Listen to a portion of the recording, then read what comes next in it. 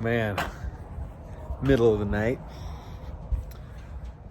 about 2 in the morning. Stopped here in Idaho. Got to do a little fuel action. Got to fill up the old pickup because me and Rooster are on another trip. You know, that Coronado sold, right? You know, it's gone down the road. Doing well in old Lewistown. But I have my sights on another project. This is something that the Coronado put into my mind. I've kind of mentioned it before. Skip that. I've mentioned it before, you see, that I got such amazing fuel mileage with that Coronado that was a classic. It got the wheels turning. It got me thinking. Long ago, I used to have a Peterbilt 379 back in the day. And it had a cat motor in it. And I got 6 miles to the gallon. 1/4 driving that truck, 1/4. It was like the pinnacle peak best mileage I ever got. Now, I had to drive 60 miles an hour everywhere I went that entire quarter. That was loaded, empty, everything. Super slow. And got me to think and see with this Coronado. You followed along, you heard the numbers. And that truck's pretty classic. I mean, it's got a big old hood on the front. You know, it's a little sloped, just a little bit. But it's a pretty big old square hood. And it got me thinking, if I could get 6+ pretty handily with the Coronado, the old Cokie, who's to say that I could not pick up a 389, put a Detroit in it, and see if I can get 6+ hauling cattle. Because right now nobody does that. You see in a 389, everyone hauling cattle, getting in the mid-4s. A couple of them might tickle the whiskers of 5.0, but not hardly ever, and almost always just when they're empty. Couple that with the fact that Peterbilt no longer makes the 389, and that they are now technically a piece of trucking history. I had this idea that I should pick one up, put a Detroit in it, and rock and roll. So, without further ado, welcome to this episode of Going Down to Pick Up a 389. Well, me and my main truck snatcher, old Rooster. Morning. We're feeling a little, what's the word? What's a good adjective to describe the way we feel? Logy. Yes. Didn't mean to time it this way, but maybe it's good because we got 600 miles to drive back home today. We got in about 4:30 down here to Logan, Utah, and took a little snooze in the pickup. Rooster's used to snoozing in the seat because he kind of likes to, as he gets a little older, he likes to putter around the ranch and just check out some stuff and then snooze a little and then kind of move on to the next. It's a good retirement, if you can call it a retirement. I'm just kind of getting used to when they're going to shove me in the corner room of an assisted living center. I'm used to kind of snoozing in those old rocking chairs. Two things Rooster loves. One is anytime he can, he shoves that in there. Just waiting for you guys to ship me off to the assisted living. And the second one is anytime we're doing something with technology, say for example running the baler, Rooster will say, I don't know about running those electronics on that, you know, the touch screen. And I said, well, you know, you've done it a few times, you know, over the years. Yeah, that was before the dementia. His ultimate goal is to have us take him out and just kind of traipse him out over the dead pile where we've hauled the dead cows. I told him I want my remains scattered over the ranch, but I don't want to be cremated. You guys catch that? We're waiting for this truck to show up. He's coming in from about an hour out of town over by Bear Lake. And we'll see this thing, and then you'll see it, I'll see it, and we'll get rolling down the road, and then I can tell you a little more about it, a little more about the specifics of the plan, I guess, and maybe get some of your input on it as we are rolling homeward I know we're gonna get good fuel mileage today with it because we're gonna be Bobtail.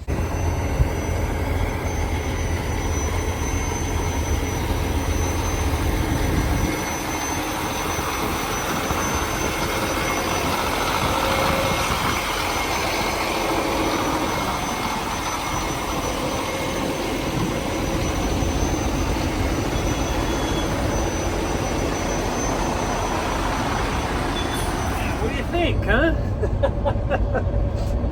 Probably didn't see this one coming, although I've alluded to it plenty of times in some other videos. If you've been listening to some of my ramblings, you would know that I have actually mentioned this potential project. The more I drove that Coconado, the more I was like, see, I've always thought fuel mileage was, well, I've evolved in my thoughts, but fuel mileage is so much based on driving habits. I mean, yes, generally speaking, you put a guy in an aerodynamic truck and you put him in a classic truck and you say just roll on. That aerodynamic truck is going to outdo the classic truck every time just because of aerodynamics alone. It's dealing with less resistance. But the operator has so much to do, you guys, with fuel mileage. I can't stress enough. I mean, you can change your surroundings and your situation, meaning different styles of trucks, different engines and things, but it boils down to, in the end, driver habits. Now, I'm combining driving habits with some certain equipment to, try to achieve the max, right? It's kind of what I've dabbled in over the years with, Charlie Brown being the Cascadia, glider. The Kenworth's a little different aerodynamics, doesn't quite do as well as that Cascadia with the same setup. Really pleased with that Coronado. It's darn close to matching what the Kenworth does for fuel mileage. They're pretty even. So here we are with this truck, right? I'm going to turn the camera around so you can kind of see where we're going. I'll give you an example. When Rob first started driving the Kenworth here, he was just so frustrated with his fuel mileage numbers, because I've always shared what I get in that truck. I've been driving that truck for a long time. I know what it does for fuel mileage with cattle, with flatbeds, with hoppers, whatever. And once Rob started hauling cattle with it, it just and some of these flatbed loads that were pretty unaerodynamic, it was driving him nuts because his numbers were really bad. And when you're trying to optimize your efficiency, which Rob is doing, and which is awesome as a driver for him to be doing that, it's really frustrating.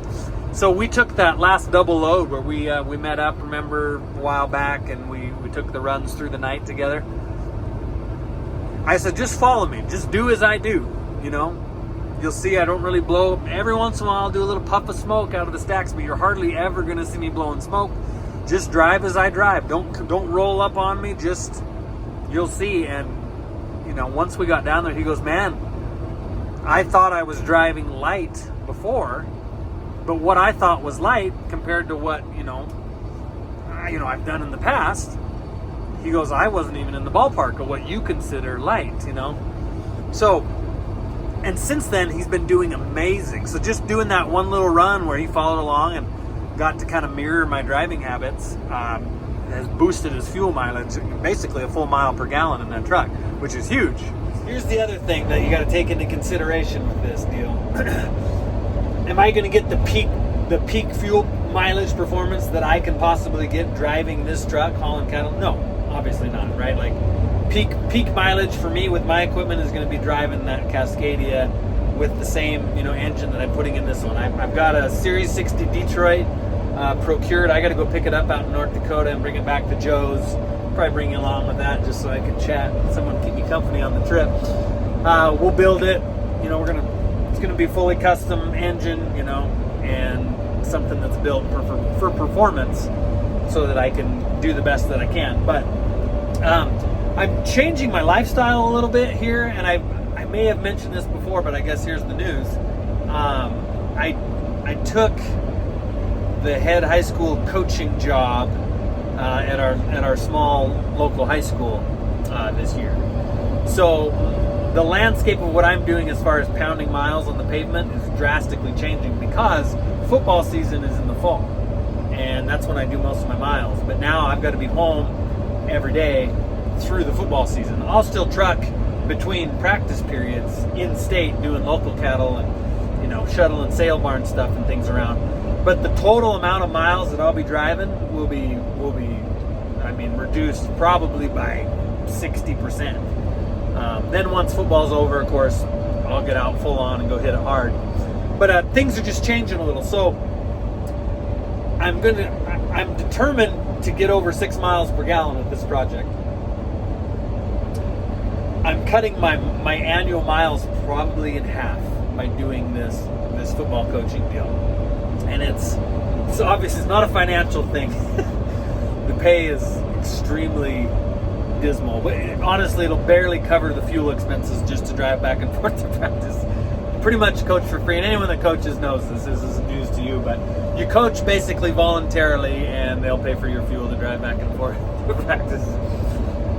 Really excited for it, excited to work with the young man and try to help instill some good, it's just some good things for them to go forward in life. That being said, the volume of fuel that I'm going to be going through is going to be much diminished. Yes, I would still be saving probably a half mile per gallon driving the Cascadia over this. And if I was still driving 140,000, 150,000 miles a year, that would be huge. But where I'm cutting this down to 50, 60,000 now, 70,000, it's really going to deplete the, I'm not going from 5 miles per gallon to 6.5 on 150,000 miles. I'm going from I'm hoping 6.1, 6.2 with this truck. We won't know until we get it done and do it. And I'm going to bring you guys along for the trip. That's about all I got. I'm just about home. What we're gonna do, just to reiterate, I can't remember what stuff I've shared with you and what I haven't, but this has an X15, a 565. Well, yeah, in fact, this is important. This has a 565 horsepower X15 Cummins with 573,000 miles on it. I'm going to keep driving it until the new engine is built and ready to go in, and we'll do the swap. I'm going to sell this engine out of here, right? And I don't need a core for it. Most junkyards want a core, and if you don't have a core, they charge you an extra bunch. I'm going to sell this engine out of here, all right? If you are someone that needs an X15, I'm going to have a month's worth of driving, maybe 2 months worth of driving on this. Should have a feel for it. The guy I bought it from, I completely trust, due to some background and some commonalities that we found with each other as we've chatted over this deal, has had no engine issues. He goes, any issues I've ever had with this have all been to do with after treatment, and that's normal for everyone's dealing with that with these newer engines, right? He said mechanically, thus far, it's just run. I think they put a compressor on it somewhere along the way, but it's just been a good rig for him. So I'm going to pull this out and sell it. If you need an X15, you can email me if it's something you're needing. Again, it's been good for him. I'm going to run it for a couple months before we pull it out, so I have something to drive and haul cattle with. Anyway, that's that. No core needed. I don't need a core. I don't need no X15 core laying around my place. If you have a Detroit core, man, maybe we'll be talking about doing a deal. But anyways, that is the plan. That's where we're at, you guys. I look forward to it. And this is the last thing, right? With these 389, this is a piece of trucking history. I think I mentioned it earlier, but it's gone. They're gone. The number of 389s will now just shrink and shrink and shrink. So to get one with 500,000 miles on it that's 4 years old is as close to the new truck that I'll ever have in my life. I want to do this thing up, do it right, make it my personal, so that in 20 years from now, someone will see it and go, whoa, look at that clean old 389. Man alive, that thing's 25 years old and it is clean as a whistle. That's my hope for this. And if the project works well, I might, continue on a partnership deal with Joe where we can continue to build some 389 stuff out for people, or whatever. Some different glider deals and stuff. Kind of do that through the shop. Use them, run them, break them in, make sure they're good, and send them out and send them down the line. The trucking economy is going to have to get a whole lot better before we make any money doing that. But anyways, you guys, I hope you enjoyed. A little surprise, just a little impromptu deal. Wasn't sure how to introduce it really, so I just, there it is. Here it is. You'll this project should be much more quick and succinct than the Coronado, because that was all a surprise. It was just, we're flying by the seat of our pants as far as discovering, you know, what all we needed to make right with that truck. So hopefully this one more or less is just going to be an engine build, do the swap, probably going to pull the transmission out at the same time and go through it, just to have it gone through, since it's so easy to remove when the engine's out. Make sure it's all square, and we'll see what happens, you guys. So until the next time, I don't know what'll be the next video, but until that time, I'll miss you.